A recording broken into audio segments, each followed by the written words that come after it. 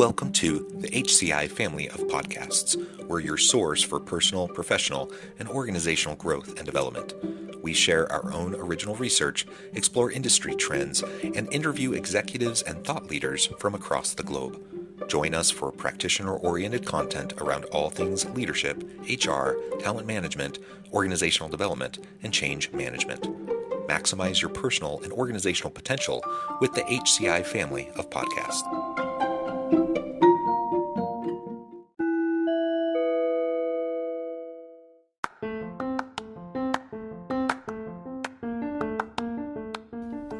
Welcome to the podcast. In this podcast episode, I talk with Christopher van Bergen about corporate social responsibility and responsible sourcing.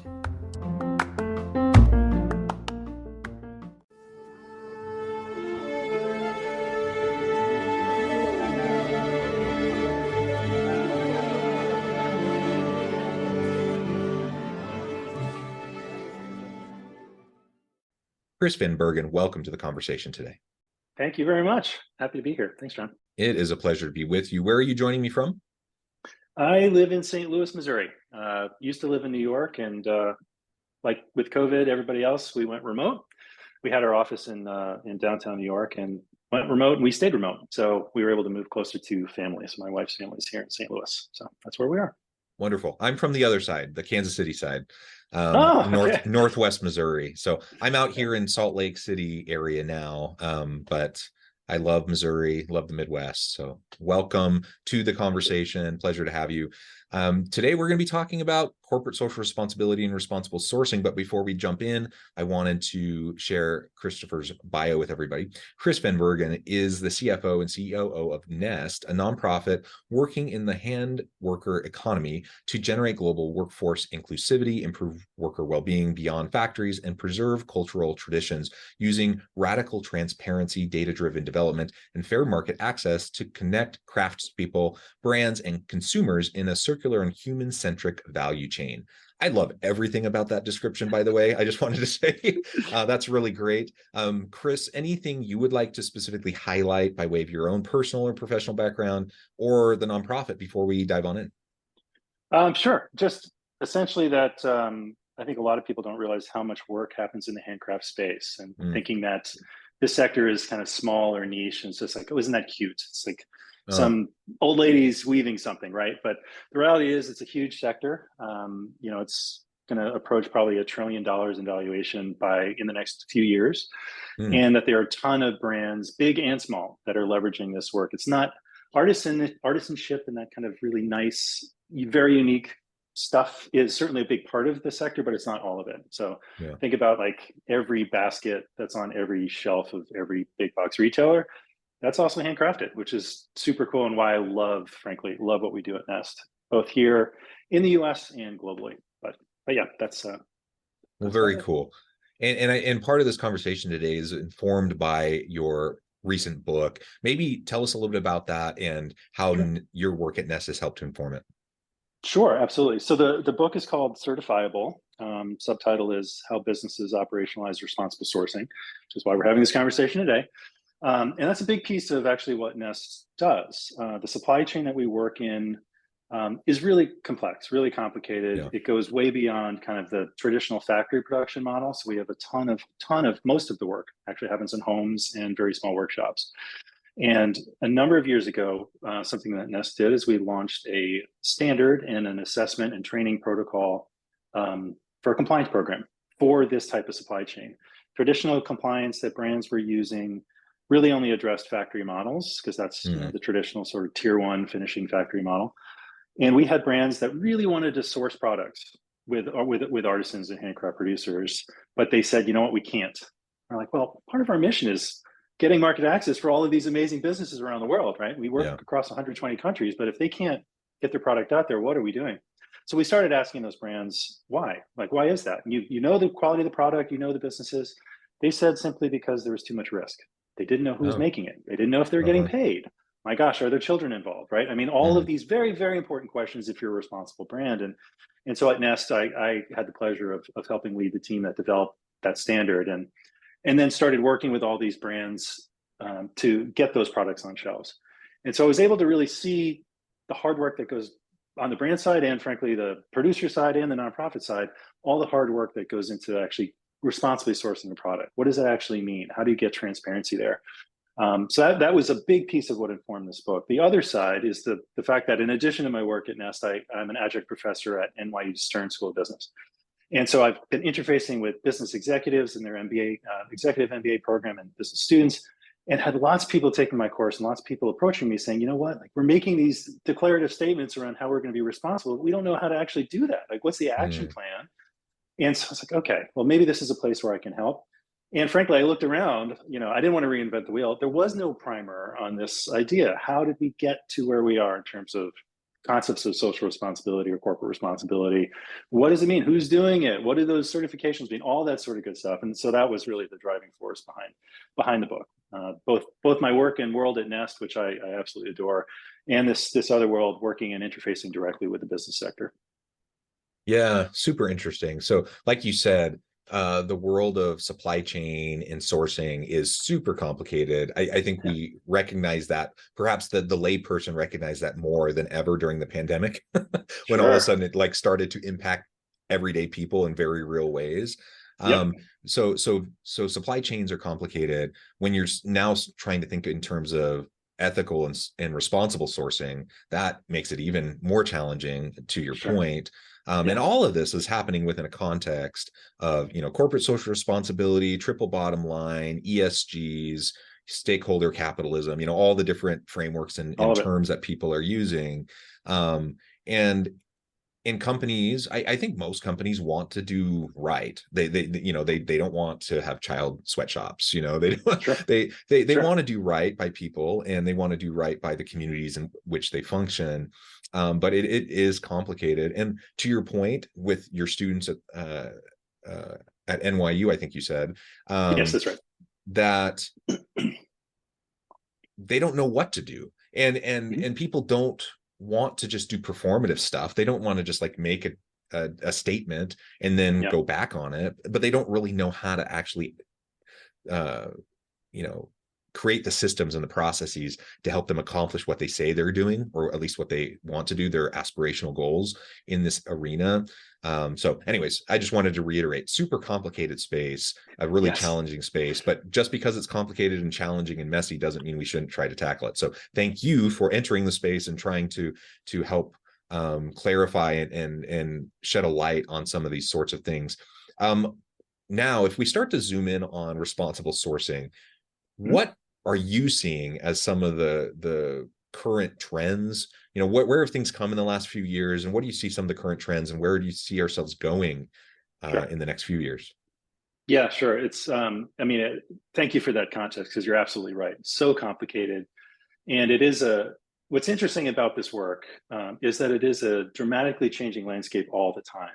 I'll give you a couple examples, right? You mentioned triple bottom line and investing, and the conversation around ESG right now is it's completely blown up, right? Everyone's saying, well, what are we reporting on? And then there's regulation in terms of what you can say and what you can't say. And so I think investor interest in kind of social impact investing has certainly been a driving factor here for quite some time. And now it's finally, I think in a good way, actually consolidating in terms of like, what are the expectations? How can you tell me what you're actually doing, right? And the consumers are feeling the same way. So much consumer confusion around labeling and everything else. And how do we actually say, yes, this label means this thing? So it's an amazingly rapidly changing landscape. In terms of trends, I would say that technology is playing a huge role right now in a really interesting way. And maybe that's funny coming from a guy whose like life is spent in handcraft, right? But technology is opening up a whole world of opportunity in some really, really cool ways. One is actually in supply chain transparency and traceability of products including across really complicated supply chains. I'll give you one example of a company I really, really think they're doing some really interesting stuff, and it's called BanQ, which is spelled BANQU, BanQ. They use a blockchain technology, actually, which you can say what you want about blockchain. I think it's kind of the Wild West and lots of promises and stuff. And so I'm kind of a skeptic when it comes to blockchain, but what they're doing, I think, is incredibly cool. In terms of the fact that they're able to actually trace all of the financial transactions in a commodity product, like let's use coffee, right? At some point, it gets really tricky all the way down to the smallholder farmer person who has actually grown the coffee, because gets bought by somebody and bought by somebody, gets aggregated, it gets, you know, roasted, and then it's like in Starbucks or wherever. So it's really tricky to know, well, how much did the coffee farmer actually make here, right? And so BenQ, and they don't just do coffee, they do a lot of different supply chains, but they're able through their platform to find out exactly what that farmer made. What's equally as cool is that the farmer knows what the market rate is of that commodity the moment they're about to sell it. So they just, through like very simple SMS messaging, right? Something they can utilize if they have a smartphone. If they don't, it doesn't really matter. But they'll know, okay, the coffee's going to be this price today. I know I'm not getting screwed because they're, you know, very interesting. And it finally puts the power in the hands of the smallholder farmer to either accept or not accept that payment. And the way that they built it is that those very large coffee companies, if they're on this platform, can actually see the flow of the product all the way up the supply chain, including quality and everything else. Really, really cool. So, and they're not the only solution out there, but tech is definitely playing a big piece of this. And if you look at just that trackability, the transparency piece is really key here, right?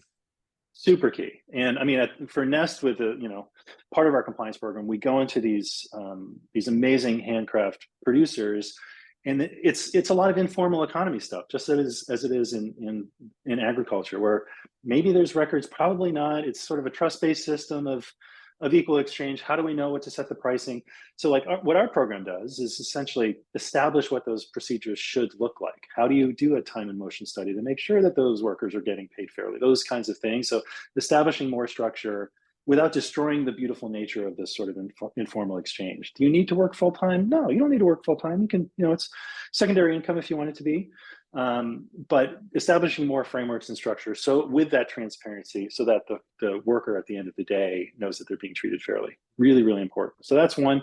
I think tech in a different way in terms of the ability to produce products, the ability to establish a more circular way of thinking when it comes to products. I'll give you another example of a company that's called Evernew, which is spelled EVRNU. They are tackling an issue in kind of the garment and apparel industry in terms of like when you upcycle a garment, you can kind of only do that so many times and do so many things. Eventually, it's going to still end up in the landfill, right? You're just kind of delaying that issue. What Evernew is figuring out and has figured out at a certain level is how to actually break down garments to a molecular level so that it can be respun, which is super cool, right? Because then it's like conceivably this shirt could just be like remade a million times, right? Still kind of early days. They're doing great stuff, and they've had a lot of pilot projects and things, including with some fast fashion brands, which I think is genius. But things like that, just new ways of thinking, I think is great. Another trend that I'm seeing a lot is increased collaboration, including with folks that you would think would be direct competitors in the market. You know, I mean, from the Nest perspective, we have a coalition of brands. Some of them are direct competitors. They're all sitting around the same table to try and address systemic challenges within the sector.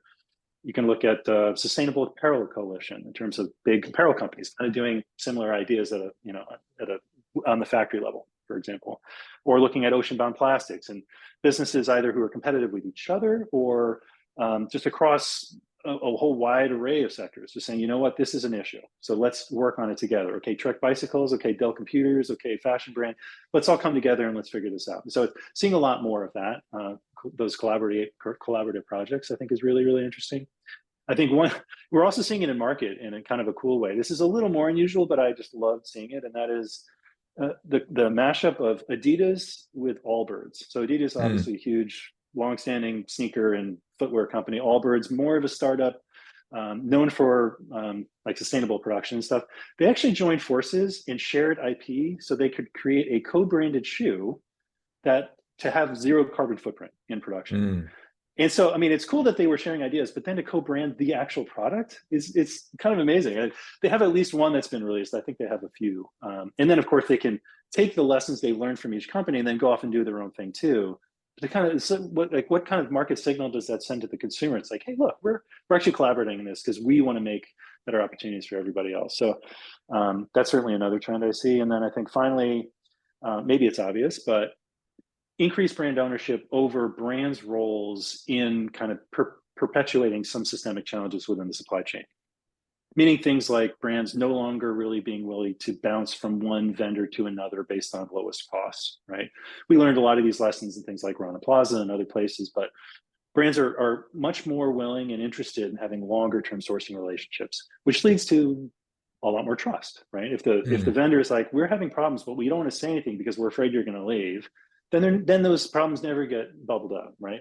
But if there's more of a trust-based relationship, then the vendor can say, you know what? Yes, we have like excessive overtime in our production. And can I tell you why? It's kind of because we have these follow-on orders from you that we love, but you don't give us enough time to produce. So what else are we supposed to do other than make people work more than they really should? They might want the money, but they really shouldn't be working those hours. Or it's going to have to be unauthorized subcontracting to maintain the contract with you. Is there any way we can? So and that dialogue is something that actually we see all the time in our work at Nest. And it's amazing to watch that interplay and watch that trust being built. So those are kind of the big trends that I see. Obviously, there are more. Yeah. But that's super helpful. Thank you. And I'm wondering, I mean, hopefully it's obvious why we should be paying attention to this, why it's important. But, and I do think that most people, wake up in the morning wanting to do right by others, and we don't want to exploit workers. We don't want to exploit consumers or the environment, generally speaking. But on the other hand, a lot of companies or senior leaders, they don't really know what to do. And so a lot of what is happening in this space is like, let's take ESGs, for example. Sure. Big complicated thing, right? And a recent, I'm trying to remember what it was exactly, but I think it was over the summer, a recent report came out and basically put pressure to change the way we were acknowledging ESGs, which changed how investors were looking at ESG reports, which has changed the way companies are now focusing on ESG outcomes. Right. And so what it highlighted was, a big motive here is simply, if you want to get investors, you need to have high ESG scores. And even that is a little bit in flux right now. It's complicated, but so there's a profit motive, and there's simply like, I need access to capital and investors and such. So that's important. There's the PR piece. Like nobody wants to have the big headline saying, this company has sweatshops and wherever and exploited child labor and et cetera. Nobody wants that. So there's the PR piece. There's all these different things that can go into, I guess, why it's important to pay attention to. Anything you would add to that, and perhaps from a less cynical view? I'll try and be less cynical. I will say, I don't want it to be misconstrued that just because I work for a nonprofit and am a bleeding heart liberal, I don't think that these do need to be kind of profit-driven exercises, right? Like this business and the for-profit sector is critical. And like, don't become a nonprofit. It's like, don't do that. If you want to be a business and you want to exist, by the way, you have to make money at some point, right? Like that's the way it works. I think what is interesting is that, historically speaking, the Milton Friedman and the whole deal, it's like, well, no, businesses, their sole purpose is to provide returns for the shareholder, right? That's like, and you can spin that quote however you want. I do think in many ways, Friedman actually was right. I think he was right. As a business, if you have investors, you need to provide a return for those investors, because if you don't, guess what? You are kind of a nonprofit, right? What I think that the pivot there is, and why we should be paying attention, is that what's being increasingly proven out is that you can provide returns through sustainable means. And that's, because of consumer interest on the one side. I will also say it's because of, and we're seeing it because of COVID, right? It increases your resiliency in your supply chain, both from a human capital perspective and social impact perspective, but obviously from environmental sustainability perspective.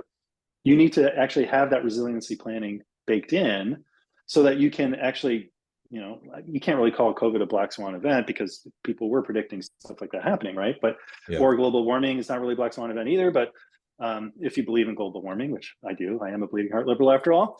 But business does need to kind of lay the groundwork and be able to react to those issues. And if you do it right, you will bring your consumers along for the ride. You will still exist as a business, and you'll be able to, weather these storms. And frankly, you can probably steal market share.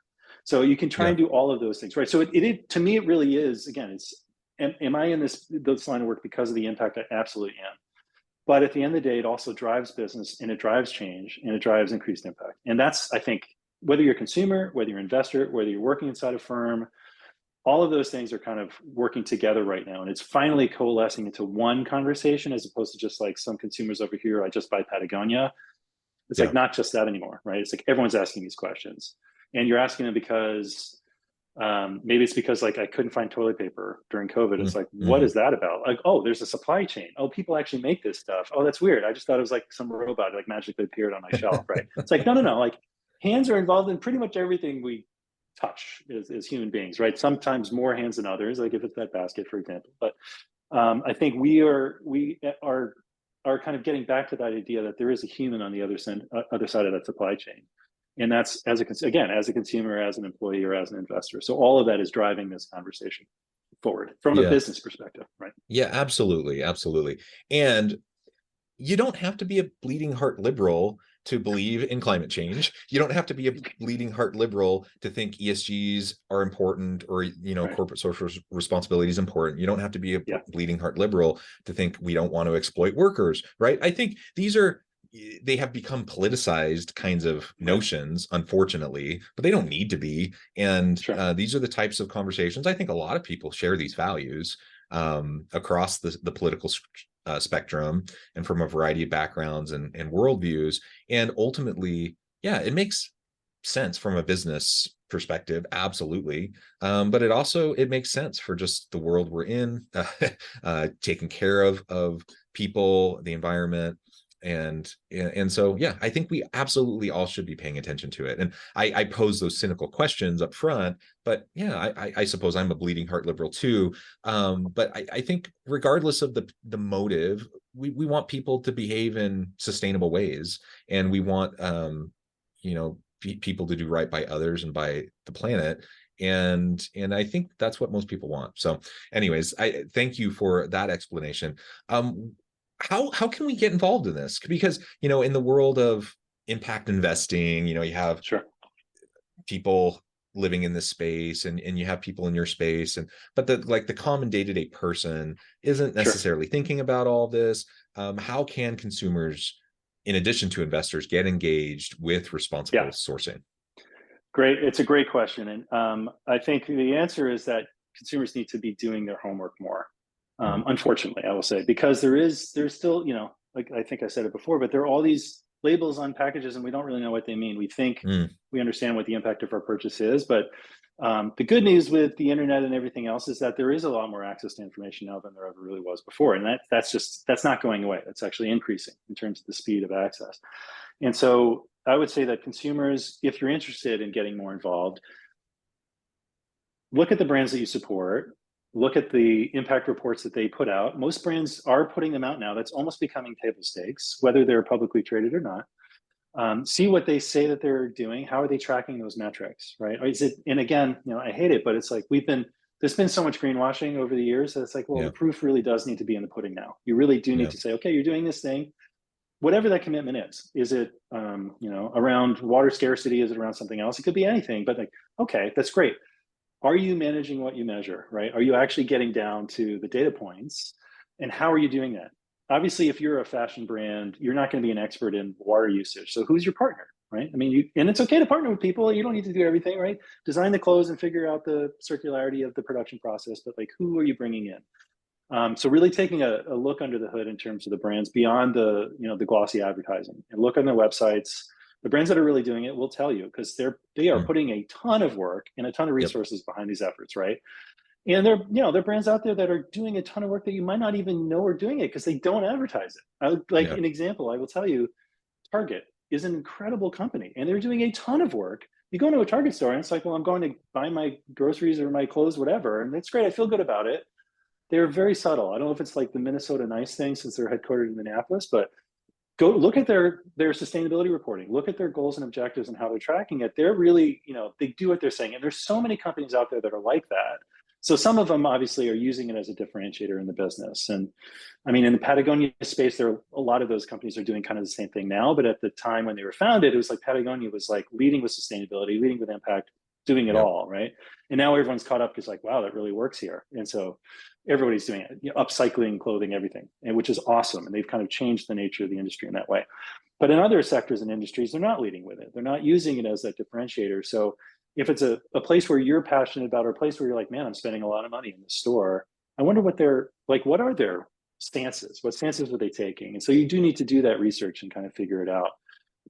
do the research on the labels too, right? So Nest program, we do have a consumer facing seal. Like if you go to, big brand partners of ours, we Target is a partner of ours. So is Williams Sonoma. We, go to any like big home goods store, you might see our ethical handcrafted label on there.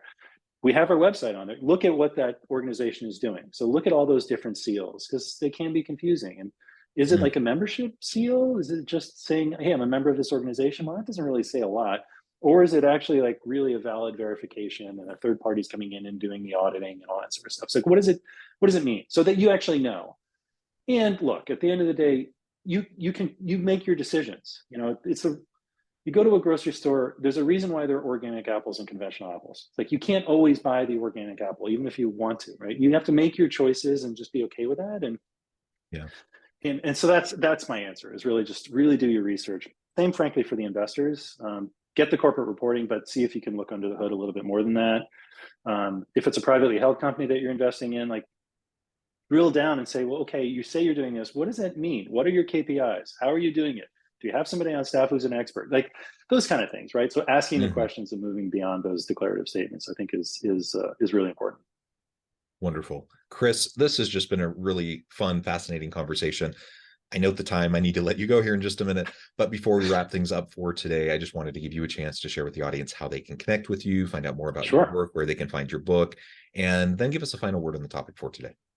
Great. Connect with Nest through our website. The website is buildanest.org. You can find us. We, obviously we have blogs, we have everything else. You can find out what's happening in our space. Connect with me personally on LinkedIn. Look up Chris Van Bergen on LinkedIn. I love continuing these conversations. It's frankly, the publishing of the book, the biggest joy has been people reaching out and having more conversations and learning more and getting connected. So please do that. Happy to connect with anybody who's interested. Happy to talk about this conversation all day long. You can find my book where you can find books, right? You can find it on Amazon. You can find it in Barnes & Noble, everywhere else. Look up Certifiable. Subtitle is How Businesses Operationalize Responsible Sourcing, or just search my name as the author. Buy it, read it, connect with me. I would love to do that. And in terms of the topic, I would say, don't give up. It sometimes can feel overwhelming. Like you're always going to make the wrong choice. It's like, oh, I thought that chocolate bar was ethical. Oh my gosh, what am I going to do? We can only do what we can do, right? We can just, every step in the right direction is a step in the right direction. And we talk to brands about this all the time at Nest, right? It's like you actually can't eat the whole elephant all at once. You just have to figure out what are those, those SMART goals, those actionable goals, the small ones that you can actually make those easy wins and get to where you want to be and want to go. And just know that your intentions are to be as good as you can be when it comes to being a consumer or investor or running a business. There are trade-offs with everything. You just have to do what you can do and feel good about it. You have to be able to sleep at night. And just don't get too frustrated when you feel like all the decisions, there's some wrong in all of them. Sometimes it's just what's the least bad. Sometimes it's like, oh, this is great, we're going to do this. That's obvious. Sometimes you just have to go where you can go and figure out, okay, this didn't feel great. What can we do next time? How do we actually get there? So don't give up, I think is the moral of that story. Wonderful. Chris, thank you so much. It's been a real pleasure. I encourage the audience to reach out, get connected, find out more about what Chris and his team can do for you. Check out the book. And as always, I hope everyone can stay healthy and safe, that you can find meaning and purpose at work each and every day. And I hope you all have a great week.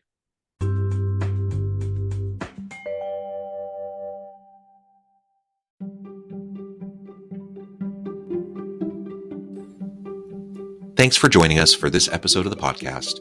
We hope you stay healthy and safe, and please join us again soon.